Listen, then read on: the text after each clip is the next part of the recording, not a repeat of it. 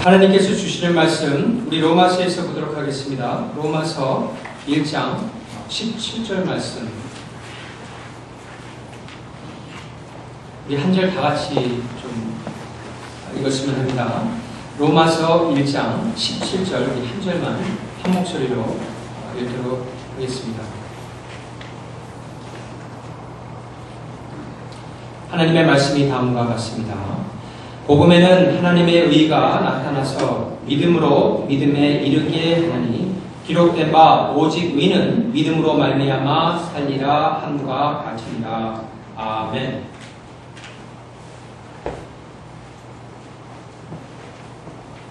몇 달 전에 그 큰아이가 졸업식이 있어서 그 졸업식에 제가 참여를 했었습니다.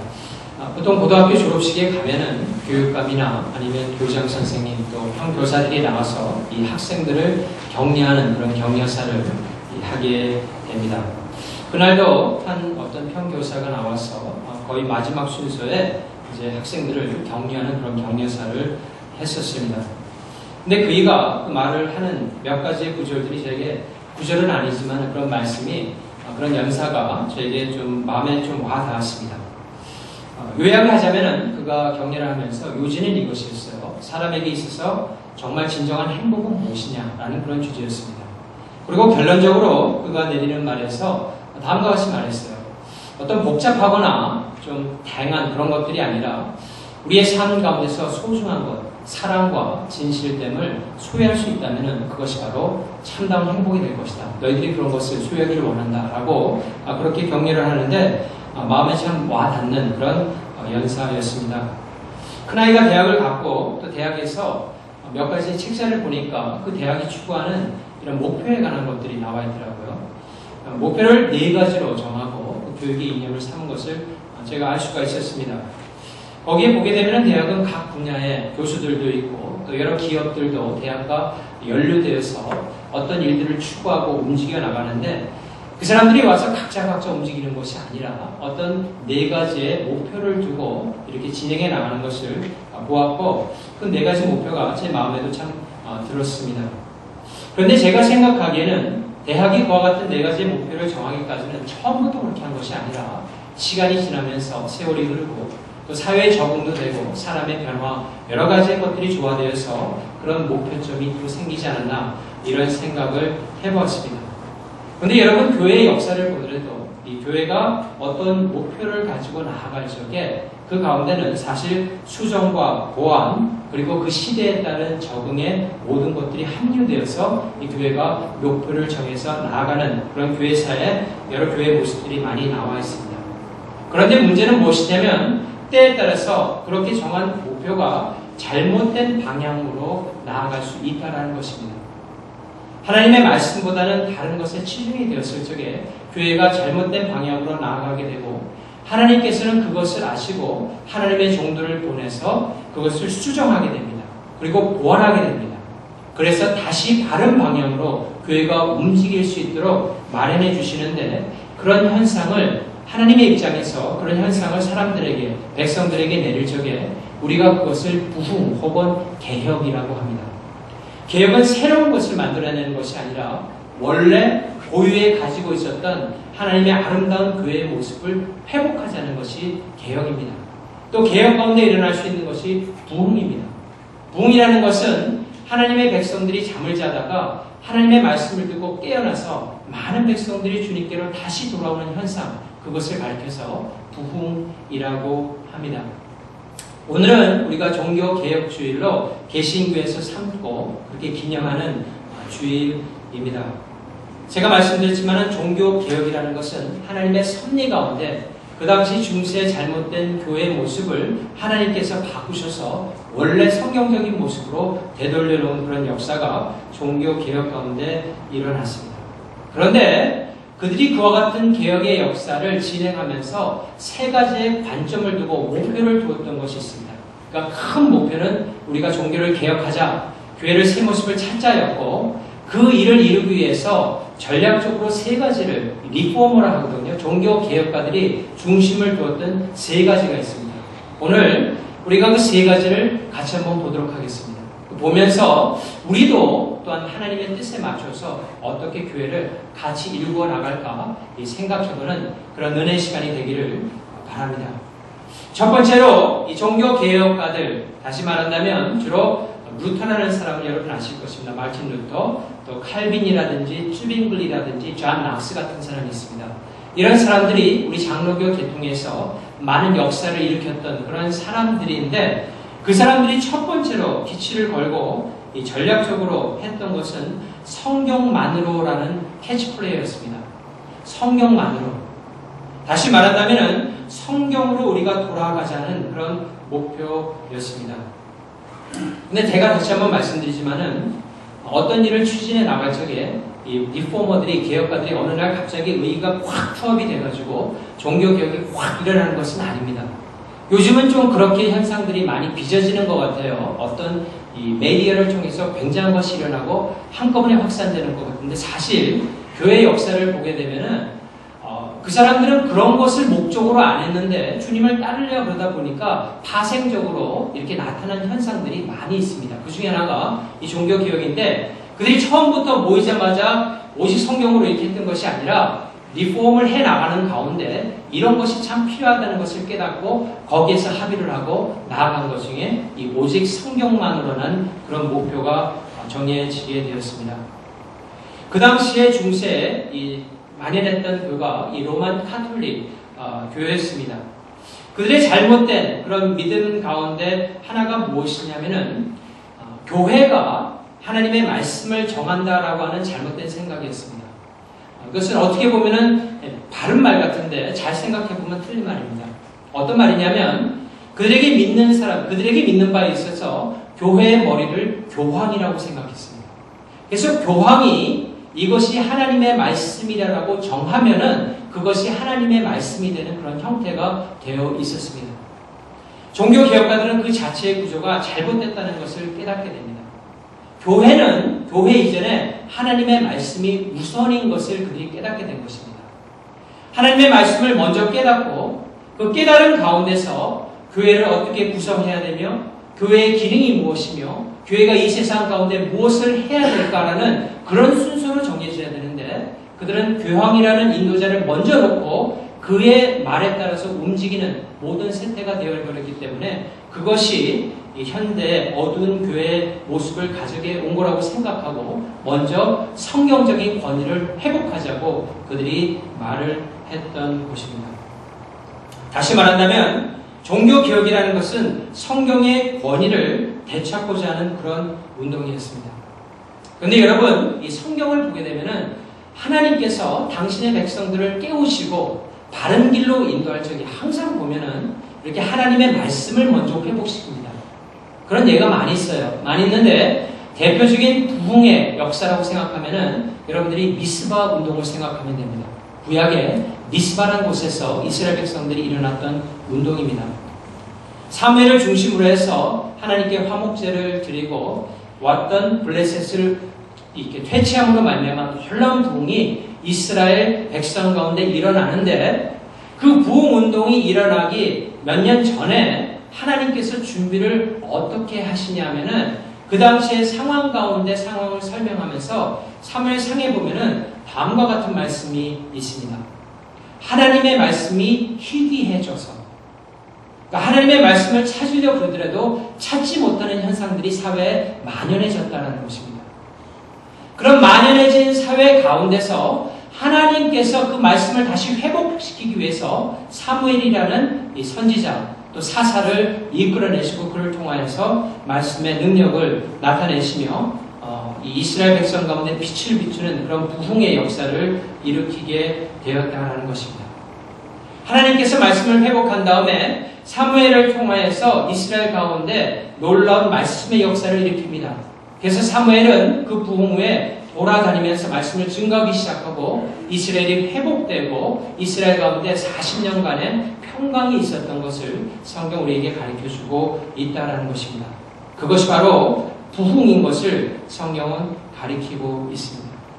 다시 말한다면 하나님의 말씀으로 시작하여서 하나님의 백성들이 하나님의 말씀으로 돌아가고 더 나아가서 중요한 것 중에 하나는 뭐냐면 그 말씀을 백성들이 지키기 시작하는 것입니다.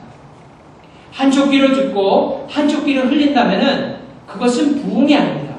하지만 그들이 하나님의 말씀을 듣고 가슴에 찔림을 받기 시작하고 내가 잘못했다는 사실을 깨닫고 이제 내 삶 가운데서는 하나님의 말씀을 지켜야 되겠다라는 그런 결단이 생기고 각오가 일어나기 시작할 적에 참다운 부흥이 일어나고 그로 인해서 이스라엘 가운데 큰 평강이 있었다라는 것입니다.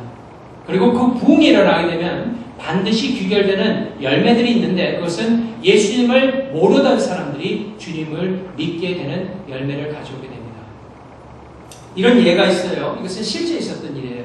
어떤 일이냐면 이 아프리카에 사람을 잡아먹던 그런 식인종들이 있었습니다. 근데 그 식인종들 가운데 추장이 있었어요.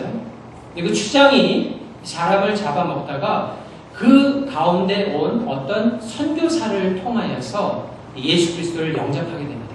그리고 삶이 완전히 변하게 됩니다. 더 이상은 사람을 잡아먹지 않고 하나님의 말씀을 귀히 여기고 그 온 부족들이 주님께로 돌아오는 놀라운 역사가 일어납니다. 그런데 그 마을에 어느 날 한 상인이 찾아가게 되었습니다. 그 찾아간 다음에 그 추장이 성경 말씀을 읽고 있는 것을 보면서 그를 냉소하며 다음과 같은 말을 했습니다. 지금과 같이 과학이 발달한 시대에는 그와 같은 성경을 읽는 것이 아주 부진한 것이다. 아주 미신적인 것이라고 추장에게 말을 했습니다. 그 말을 듣자마자 추장이 그를 한참 동안 바라보면서 생각을 합니다.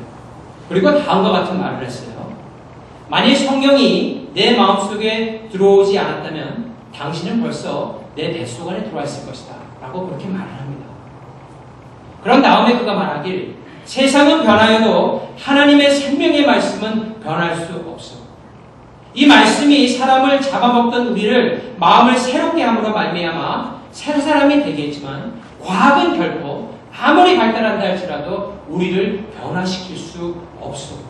난 이 말씀을 믿어 라고 했다고 합니다. 그러자 상인은 그만 부끄러워서 그 자리를 피해서 갔다라는 그런 실제적인 실화가 있습니다. 사랑하는 성도 여러분, 세상은 크리스찬들이 잠들기를 원합니다. 영적인 것에 깨어있기를 원하지 않습니다. 세상은 크리스찬들이 벙어리가 되기를 원합니다. 하나님의 말을 하는 것을 못하게끔 자꾸만 막습니다. 크리스찬들에게 지금 가진 것에 마음을 더욱더 쓰면서 영적으로는 잠들기를 원하고 가지지 못한 것을 더욱더 갈망하면서 그들로 하여금 벙어리가 되게 한다는 것입니다. 하지만 하나님께서는 그 반대이십니다. 하나님은 우리가 말씀으로 깨어나기를 정말 원하십니다. 그리고 그 말씀으로 깨어남으로 말미암아 우리에게 주신 하나님의 그 은사들이 참 아름답게 펼쳐지기를 하나님께서는 요구하시고 원하신다는 것입니다. 여러분, 은사가 무엇입니까? 하나님께서 우리에게 주신 것이 무엇입니까? 세 가지로 크게 볼 수가 있어요. 영어로는 3T라고 합니다. 세 가지의 T인데요. 첫 번째 T는 탤런트입니다. 우리가 가진 재능을 하나님을 위해서 내가 어떻게 쓸 수 있을까라고 생각하면서 구체적인 삶 가운데서 써나가는 것입니다. 두 번째 T는 타임입니다. 우리가 하나님을 위해서 이 많은 시간들을 어떻게 드릴 수 있을까? 이것을 생각하면서 우리 타임을 주님께 드리는 것입니다. 세 번째 T는 treasure입니다. 우리가 가진 재물, 하나님께서 주신 재물을 내가 정말 영원한 기업을 위해서 어떻게 쓸 수 있을까? 그것을 고민하면서 하나님께 바치는 그런 삶이 우리 삶 가운데 일어나기 시작할 적에 우리는 새로운 부흥, 또 새로운 개혁을 맡게 된다는 것입니다. 저는 그 신문지상에 특별히 여러 신문지상이나 또 종교에 관한 그런 이 미디어에 인터넷에 나오는 많이 흘러나오는 것들 우리에게 도움을 주지만은 해악을 참 줄 때가 많이 있어요. 종교 개혁에 관한 것, 교회가 참 부패되었다, 현대교회 가능성이 없다 이런 말들이 많이 나오는데 그런 말들을 우리가 보면서 정말 자각해서 우리에게 어플라이해야 될 것은 그런 불평 가운데 우리가 우리의 불평을 하나 더 더하는 것이 아니라 정말 그렇다면은 내가 우리 교회 가운데서 하나님의 나라를 정말 발전시키기 위해서 정말 구체적으로 할 수 있는 것은 무엇인가? 라고 생각하고 거기에 부합하여서 하나님께서 이 기회를 주셨는데 어떻게 섬길까? 라고 생각하고 구체적인 행동으로 옮겨질 적에 그 사람이 바로 종교개혁을 일으킬 수 있는 주창자가 된다는 것입니다. 말하는 것이 아니라 행동으로 옮기기 시작할 때 우리는 참다운 부흥을 맞이할 수 있고 이것은 가능한 일입니다. 왜냐하면 하나님께서 우리와 함께 하시기 때문에 그렇습니다. 종교개혁가들이 대단한 사람들이 아니었어요. 우리와 같은 성정이 같은 사람들이었습니다. 하지만 하나님을 사랑했기에 그들은 주님께서 명한 것들을 충실하게 해나갔던 것입니다. 종교개혁하면 첫 번째 여러분들이 생각해야 될 것은 sola scriptura, only scripture, 오직 성경만으로 성경이 말하는 것을 내가 하겠노라고 결단한 것이 바로 종교개혁의 첫 번째 기둥이었습니다. 두 번째 그들이 주장했던 것은 믿음만으로였습니다. 이 종교개혁에 불을 당긴 사람은 마르틴 루터였습니다. 그런데 우리에게 참 잘 알려져 있지 않는 마르틴 루터 전에 종교개혁으로 인해서 그런 것을 시도하려다가 희생당한 순교자들이 있습니다. 이런 사람은 우리가 잘 모르죠. 하지만 이미 100년 전에 하나님께서는 그런 사람을 준비했어요. 위클리프라는 사람이 있습니다. 여러분 혹시 들어볼지 모르겠는데요. 이 사람도 성경의 중요성을 알고 그 당시에는 라틴어로밖에 되어 있어서 평민들이 못 읽었던 그 성경을 이 평민들에게 대중들에게 보급하고자 번역을 시도하다가 이단으로 몰려서 화형을 당했던 죽임을 당했던 사람이 위클리프라는 사람입니다. 근데 그 사람과 당대 시대에 똑같이 살았던 체코의 프라하에서 신학과 철학을 가리켰던 존 후스라는 사람이 있습니다. 이분은 위클리프에게 많은 영향을 받고 하나님의 말씀을 강론하다가 결국은 교황에게 발각이 되게 되고 그로 인해서 화형을 당하는 그런 변을 당했습니다. 하지만 하나님께서는 그런 순교의 불씨를 그대로 놔두지 아니하고 100년 후인 37살의 젊은 나이였던 마르틴 루터에게 종교개혁이라는 놀라운 일을 하게 됩니다. 그런데 여러분들이 아셔야 될 것은 무엇이냐면 마르틴 루터가 내가 종교개혁을 이렇게 해야 되겠다라고 생각하고 시작하지 않았다는 것입니다. 그 사람이 종교개혁을 처음에 시작하게 되었던 가장 근본적인 것은 자기 영혼에 대한 불안감이었습니다. 이분이 상당한 고민에 빠졌어요. 어떤 고민이었냐면 쉽게 얘기하자면 지옥으로 떨어질까 봐 두려워했던 것입니다. 그런데 어느 날 그가 마차를 타고 가다가 벼락이 치게 됩니다. 그 벼락이 치는 가운데 마차에서 조금만 비껴갔지 만약에 제대로 맞았더라면 그대로 죽을 뻔한 그런 경험을 하고 마차에서 떨어집니다. 그 이후에 그는 죽음의 공포에 쌓이게 됩니다. 그런 다음에 그 죽음의 공포에서 자기 자신을 구하기 위해서 수도승이 되기로 결단을 합니다. 그래서 그 당시에는 여러 수도원이 있었어요. 그 중에 하나인 성 어거스틴의 체계를 따라가는 수도원에 그가 수도승이 되고자 결단을 하게 됩니다. 그리고 나서 그 당시에 이 중세교회에서 가리켰던 예수 그리스도를 믿는 것도 중요하지만은 네가 선행과 고행을 합해서 해야지 구원을 받는다라고는 잘못된 구원론을 그가 가지고 있었기 때문에 매일 아침마다 일어나서 열심으로 주님을 섬기고자 했던 사람입니다. 그는 하나님께서 나를 구원해 주셨기 때문에 감사한 마음으로 주님을 섬긴 사람이 아니라 구원받기 위해서 내가 지옥에 떨어지지 않기 위해서 고민하는 가운데 제일 먼저 어떤 수도승보다 일찍 일어납니다. 새벽 4시면 일어납니다. 예를 들자면. 그래서 온 때를 닦고 정말 자기가 할 수 있는 모든 선행 일들을 다 합니다. 때에 따라서는 자신의 육체를 복종시키라는 그 말씀을 문자적으로 지키기 위해서 밤새도록 자기를 채찍하다가 실진하는 그런 일도 있었습니다. 처절하게 하나님께 구원받기 위해서 노력했던 사람이 마르틴 루터였습니다. 하지만 그러면 그럴수록 그 삶 가운데는 평안보다는 죽음의 공포가 더 심해지기 시작했습니다. 그런 안타까운 모습을 보고 있던 사제였던 그 스승이었던 스타우피르라는 사람이 있었는데요. 그 사람이 그에게 다가가서 마르틴 루터에게 네가 그럴 필요가 없고 예수님의 은혜를 믿고 품에만 안기면 된다라고 가르쳐줍니다. 하지만 그것이 그에게 결코 컴포트를 주지 못합니다. 그가 말씀이 중요한 것을 깨닫게 되고 그에게 위텐베르크라는 그런 대학으로 보내게 됩니다. 그리고 그 대학에 가서 마르틴 루터는 그가 태어나서 처음으로 성경이라는 것을 보게 됩니다. 그리고 성경을 공부하는 가운데 그의 심령에 조금씩 변화가 일어나게 됩니다. 그러던 1510년에 그가 로마로 갈 수 있는 기회가 생겼어요. 로마에 그때 당시에 어떤 게 있었냐면은 여러 이 중세가 이제 로마가 되면서 로마 황제가 국교를 선포하면서 많은 기독교가 로마에 퍼지기 시작했는데 그 가운데 하나가 뭐냐면은 예루살렘에서 예수님께서 갈보리 언덕으로 올라가면서 걸었다고 하는 그 층계를 거기에 깎아다가 갖다 놓은 그런 것이 있었습니다. 많은 성도들이 그곳에 와서 무릎으로 꿇고 올라가면서 고행하는 그런 장소였는데 그도 똑같이 다른 성도와 함께 무릎을 꿇고 그 계단을 올라가기 시작했습니다. 근데 올라가면서 올라가는 가운데 그의 마음 가운데 비수와 같이 하나님의 말씀이 자꾸 꽂히기 시작했습니다. 그 말씀이 바로 오늘의 본문의 말씀입니다. 오직 의인은 믿음으로 말미암아 살리라. 오직 의인은 믿음으로 말미암아 살리라.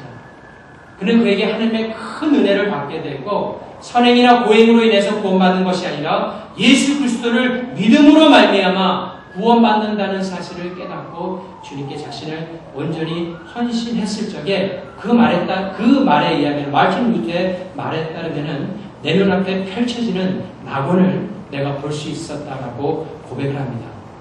구원을 받은 것입니다. 여러분, 이 세상에서 이 진리를 받는 것이 너무나 힘든 때가 되었습니다. 예수만 믿으면 낙원에 갑니다. 예수만 믿으면 죄에서 사함을 받고 하나님의 나라로 갑니다. 사람들이 믿지를 않습니다. 이 진리를 받기가 왜 이렇게 힘들어진 것일까요? 여러분들이 세상에 살면 살수록 깨닫게 되겠지만은 자신이 원하고 자신이 목표하는 것을 이루기 위해서는 상당한 희생이 요구가 됩니다. 정말 죽을 힘을 다해서 살더라도 자신이 원하는 것을 갖지 못하고 또 자신이 이루고자 하는 것을 이루지 못하는 것이 세상 일이기 때문에 많은 사람들이 정말 낙원이 있고 영원히 살 수 있고 하나님의 은혜를 무한히 받을 수 있는 정말 거짓말과 같은 그런 현실이 참실이 진리가 단지 예수님을 믿습니다 라고 말하는 그런 가운데 나에게 주어진다는 것은 세상은 받지 못하겠다는 겁니다. 그럼 어떻게 그런 일이 있을 수 있느냐는 것이죠. 내가 지금 살아온 인생을 봤을 적에 그런 일이 일어나지 않았다는 것입니다. 그렇기 때문에 많은 사람에게 특별히 세상에서 더 오래 산 사람들에게 이 진리의 말씀을 선포할 적에 그들이 받지를 못합니다. 하지만 여러분들 그렇게 생각하고 있는 그 생각의 틀을 조금 깨어서 다르게 생각하게 되기를 바랍니다. 어떻게 깨냐면 이렇게 깰 수가 있어요. 여러분 우리가 우리의 삶을 유지하는데 기본적으로 우리의 생명 가운데 가장 중요한 것들이 있습니다. 이것은 없어서는 안 될 것들이에요. 그런 것 중에 하나가 햇빛과 공기입니다. 햇빛이 없으면 살 수가 없어요. 공기가 없으면 우리는 단시간도 살 수가 없다라는 것입니다. 그런데 이것은 우리에게 무상으로 주어졌습니다. 노력해서 햇빛을 만든 사람이 아무도 없습니다. 공기를 매일매일 펌프로다가 부어대는 사람들이 아무도 없다는 것입니다. 우리 삶에 있어서 가장 필수적인 것은 사실 따지고 보면 땅, 모든 이런 것들, 수풀들, 이거는 다 무상으로 주어진 것입니다. 여러분 하나님이 예수님께서 이 땅에 오셔서 세상의 원리에 꽉 잡혀있는 세상의 생각의 틀을 깨고자 할 적에 예수님께서는 하나님께서 만드신 자연을 먼저 보라고 하셨습니다. 많이 그렇게 하셨어요. 이 자연의 원리를 너희들이 한번 생각해 보라는 것입니다. 그리고 너희들이 생각한 세상이 가르쳐준 그런 믿음, 그런 생각의 틀을 벗어나서 하나님의 말씀을 기초로 한 새로운 생각의 체제를 가지고 이 세상을 한번 바라는 것입니다. 그러면 하나님의 말씀이 옳다는 것입니다. 거기에서 믿음이 생길 수 있다는 것입니다. 그러면서 하나님께서는 예수님께서는 날아가는 새도 보라고 그러고 또 들에 핀 들국화도 또 그 백합화도 보라고 말씀하셨습니다. 온 세상을 지으신 분이 하나님이시고 그 하나님께서 타락한 죄인들에게 유일하게 하나님으로 올 수 있는 길을 주셨는데 그 길은 예수 그리스도라는 그 사실을 믿게 된다면 그 기본을 믿게 된다면 그 사람에게는 구원이 임한다는 것입니다. 이것은 인간의 어떤 노력이 아니라 믿음, 하나님의 말씀을 믿음으로 말미암아 구원에 이르게 된다라고는 놀라운 진리인 것입니다. 종교 개혁가들은 이것을 깨달았어요. 그 어두운 가운데 이것이 진리구나 하는 사실을 성경을 통해서 깨달았습니다. 그래서 두 번째 그들이 주장했던 것이 오직 믿음으로, 솔로 그라티아라고 하는, 솔로 페디시아라고 하는 믿음으로 우리가 구원을 얻을 수 있다라고 주장을 했던 것입니다. 마지막 세 번째는 은혜로만입니다. 은혜로만. By grace alone. 은혜로만 된다는 것입니다. 여기서 강조가 되는 것은 하나님과 여러분 사이의 중보자는 예수님밖에 없다라는 그런 말씀입니다. 예수님을 통하여 무한한 은혜를 주시는 하나님께 나아갈 수 있음을 바로 하나님께서 우리에게 은혜라고 가르쳐 주신 것입니다. 어떤 마을에 아주 크고 아름다운 나무가 한 그루 있었습니다. 현실적으로 있었던 일인데요. 그 나무, 아름다운 나무가 너무 크니까 이 가뭄 가운데서도 그 나무가 아주 독약청청하게 빛나고 있었습니다. 그래서 많은 사람들이 그 나무 주위로 모이기 시작했어요. 그런 다음에 이 나무가 어떻게 이런 가뭄 가운데도 독약청청처럼 정말 푸를까라고 생각하고 그 나무에 빛을 파기 시작했습니다. 그런데 놀랍게도 정말 멀리 있는 그 호수까지, 아주 멀리 있었던 호수까지 나무의 뿌리가 연결이 되어 있었던 것입니다. 그렇기 때문에 그 호수에서 흘러나오는 물로 인해서 그 나무는 가뭄 가운데서도 아주 푸른 빛을 내면서, 아주 녹색빛을 내면서 많은 나무들 가운데 말라 비틀어 죽지 않고 많은 것이 이렇게 보이는 아름다운 나무가 될 수 있었다는 것입니다. 마틴 루터가 이 사실을 깨닫게 된 다음에 자신이 받은 은혜를 예수님을 통하여 많은 사람들에게 참 흘러가기를 너무나 갈망했습니다. 그런 역사를 위해서 그는 말씀에 강단을 놓고 계속적으로 말씀을 증거하기 시작했습니다. 그와 더불어 그가 함께한 일이 있어요. 말씀 사역과 더불어 아주 중요하게 함께한 일이 있는데 그것은 다름 아닌 회중 찬송을 창작하고 보급시킨 일이었습니다. 교회 음악을 몇 사람의 소수의 그 당시에 트레인받은 사람들에 의해서 하나님을 찬양하는 것이 아니라 온 회중들이, 온 성도들이 함께 하나님을 찬양할 수 있도록 회중 음악을 그가 이렇게 음악에 대해서 잘 모르는 사람도 알 수 있도록, 따라할 수 있도록 회중 음악을 그가 만들기 시작했습니다. 이를 위해서 자신의 모국이었던 독일어로 찬송시를 만들고 가사와 또 곡을 붙여서 그가 많은 사람들에게 보급을 하였고 그 일로 인해서 그의 가운데 많은 찬송이 보급되기 시작했습니다. 마틴 루터에게는 이 정신적으로 태만과 영적인 침체를 해소하는 그런 방법을 위해서 그가 늘 신봉했던 두 가지가 있었어요. 근데 첫 번째는 뭐냐면은 그리스도만을 신뢰한다는 것이었습니다. 어떤 경우에도 예수님만 바라보고 신뢰하고 나간다. 그리고 두 번째는 자신이 하는 일에 미친다라는 것이었습니다. 오카는 목사님의 광인론하고 좀 비슷한 건데요. 내 하는 일에 미치도록 한다. 그리스도를 신뢰한다. 이 두 가지와 함께 더불어서 그가 열심을 내고 목표를 삼았던 것이 이 찬송을 내가 많은 대중들에게 보급시켜야 되겠다라는 기치를 걸었습니다. 1517년에 위텐베르크 대학의 그 예배당의 성당의 문에다가 95개조의 반박문을 내걸면서 이 종교의 개혁이 일어나기 시작했지만은 12년이 지난 1529년에는 루터 개인이나 아니면 유럽 전체 이 종교 개혁의 운동이 침체기가 맞아오기 시작했습니다. 한 번에 일어났던 불이 꺼지기 시작하면은 무섭게 또 꺼지는 것을 여러분들이 잘 아실 것입니다. 그것이 그에게 중압감으로 다가왔고 그에게 커다란 좌절과 침체의 시기가 다가오기 시작했습니다. 하지만 그런 깊은 고뇌 가운데서 시편에 예수 그리스도께서 십자가상에서 외치신 것을 예언하는 그 말씀, 그리고 사복음서에 나온 예수님께서 십자가상에서 하나님을 부르짖던 그 말씀이 생각나게 되었습니다. 그것은 이것이었어요. 나의 하나님, 어찌하여 나를 버리셨나이까? 예수님께서는 절망적으로 부르짖지만은 이 마틴 루터가 그 글을 보는 가운데 나의 하나님이라는 구절이 그에게 막 다가왔습니다. 아, 그렇다. 예수님은 그 절망 가운데서 하나님이 당신의 하나님인 것을 확신하였다라고 하는 그 말이 그에게 다가왔다라는 것입니다. 그리고 나서 그 순간 스쳐 지나간 하나님의 말씀인 시편 46편을 그가 읽기 시작했습니다. 읽으면서 그 시편 46편에 나온 그 구절을 그가 되뇌기 시작했어요. 하나님은 우리의 피난처시요 힘이시니 환난 중에 만날 큰 도움이시다. 하나님은 우리의 피난처시요 힘이시니 환난 중에 만날 큰 도움이시다. 그는 큰 위로와 확신을 얻고 그 당장에 일어나는 영감을 통하여서 찬송시를 짓게 되었는데, 그 찬송이 우리가 가장 잘 알고 있는 585장의 내주는 강한 성이여입니다. 내주는 강한 성이여 방패와 병기가 되시니 큰 환난에서 우리를 구하여 내시기도다. 사랑하는 성도 여러분, 하나님은 우리의 강한 성이 되시고 방패가 되시고 병기가 되십니다. 우리가 의지할 만하고 우리가 아무리 어려운 순간에 있더라도 하나님께 나아가서 부르짖고 주님을 외치면은 주님께서 우리의 기도를 들으시며 우리의 심령을 회복시켜서 하나님께서 우리를 통하여서 하시고자 하는 모든 영광들을 이루시는 하나님인 것을 여러분들이 꼭 믿으시길 바랍니다. 이 믿음이 여러분의 삶을 변화시킵니다.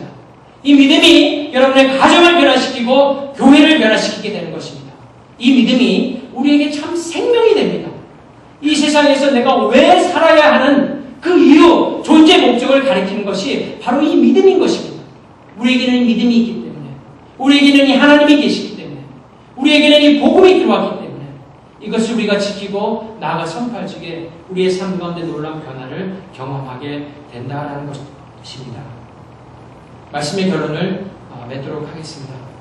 마틴 뉴턴은 여러분 아시겠지만 그 길을 끝까지 갔습니다. 그에게 죽을 고비들이 많이 있었어요. 하지만 하나님께서는 그때마다 그를 보호하시고 성으로 갖게 하셔서 헬라어를 모두 다 독일어로 번역하는 그런 놀라운 작업까지 그가 하게 됩니다. 그 길을 끝까지 갔다라는 것이죠. 그 길은 여러분 예수님께서도 가신 길입니다.